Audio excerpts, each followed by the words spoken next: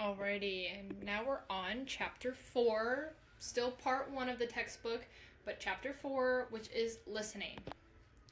So, hearing rather than listening, hearing is a physiological process of the vibration of the sound waves on the eardrums and the firing of electrochemical impulses in the brain. So, this is the actual noise going into your ear and your body banging it around until, it reaches your brain. And then listening, rather than just hearing, is a mental process. So this is paying close attention to and making sense of what we hear. So you're not just intaking noise, but you're actually processing it in your brain. So spare brain time, we have a lot of spare brain time. So we think at between 400 to 800 words per minute, but we speak at between 120 and 150 words per minute.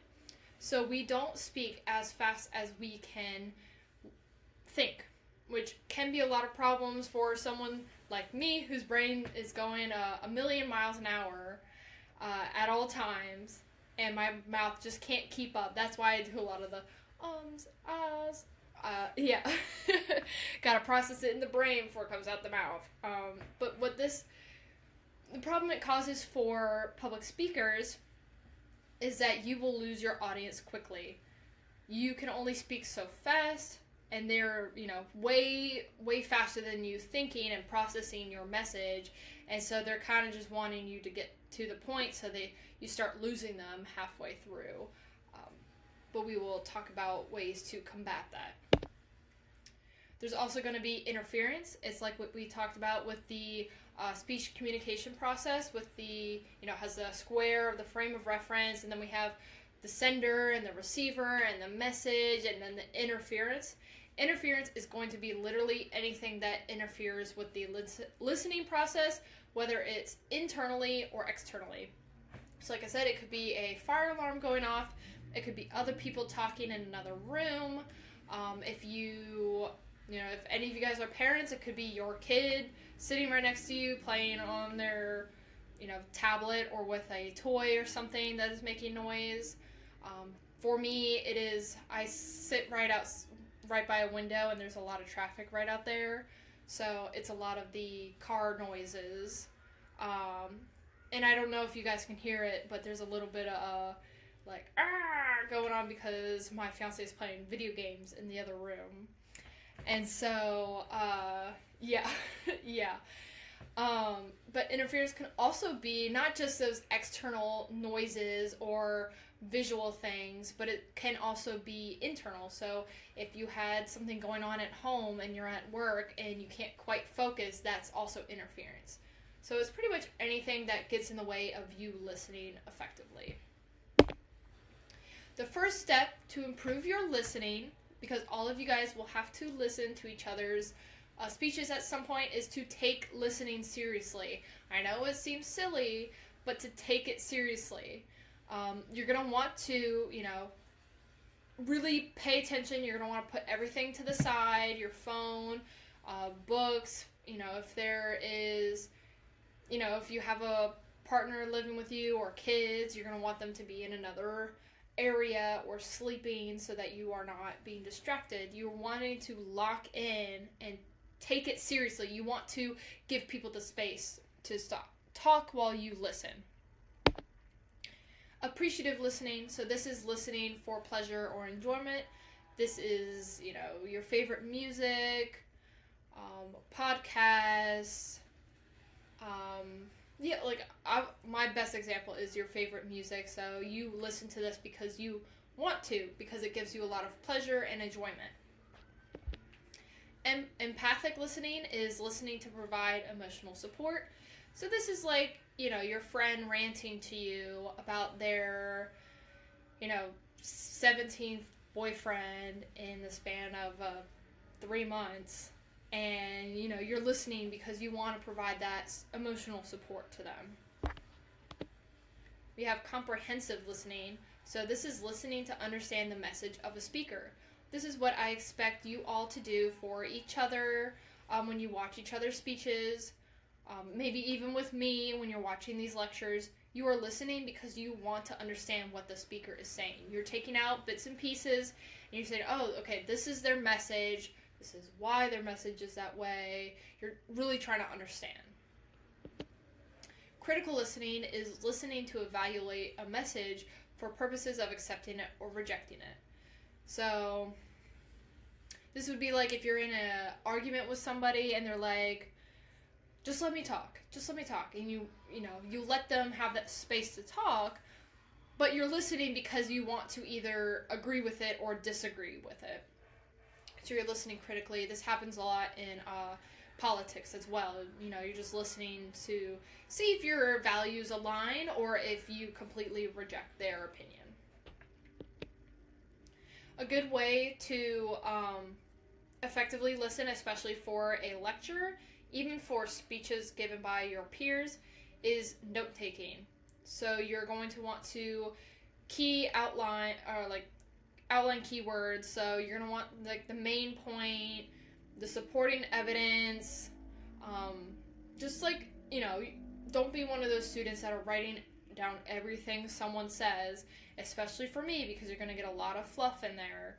But you're going to want to take away the main point. So from this one, you're going to want to take away that you should be note-taking as a student. And that students who take notes receive higher grades. That would be the supporting evidence for why you should take notes. And it is true. Bad listening habits. So we talked about some good ones. Here are some bad ones. Giving into mental or physical distractions. This could be thinking about what you're going to have for lunch or for dinner. And just giving into that. Trying to recall everything a speaker says. So instead of taking away messages, you're trying to recall exactly everything that the speaker is saying. Rejecting a topic as uninteresting before hearing the speaker out. So even if you see someone giving a speech on here and you do not agree with their stance, you're going to want to hear them out before you reject it. Rejecting it first is a bad listening habit. Faking paying attention. So this could be, instead of writing down notes, you were just drawing little pictures. I feel like a lot of people in like high school and college would write like eyeballs specifically. I think they're easy to draw. So instead of drawing, you want to be paying attention. Jumping to conclusions. So before you hear someone all the way out, you are making your own conclusion. Don't do that. Deciding the speaker is wrong before he or she finishes. So once again, hearing them out before deciding, your stance. Judging a speaker based upon personal appearance. It is important to dress formally or semi-formally, business casually, when giving a speech, but you don't want to judge others based upon how they look. It's like the old saying, you never judge a book by its cover. Not paying attention to the speaker's evidence, so not seeing, where the evidence is from, if they cite it, what it's talking about, just focusing on their delivery rather than the evidence as well. And then focusing only on how they deliver the message rather than the actual message itself. So, but these are bad listening habits. Everybody does these from time to time. Even in grad school, I faked paying attention and gave in to mental distractions. Everyone does it, but it is still a bad listening habit, and we should practice good ones rather than bad ones. So, ethical responsibilities. I have another lecture based upon more of the ethical side of things. That will be later in the semester, and that is part 5 of Getting Started, or part 1, chapter 5. Still in the Getting Started.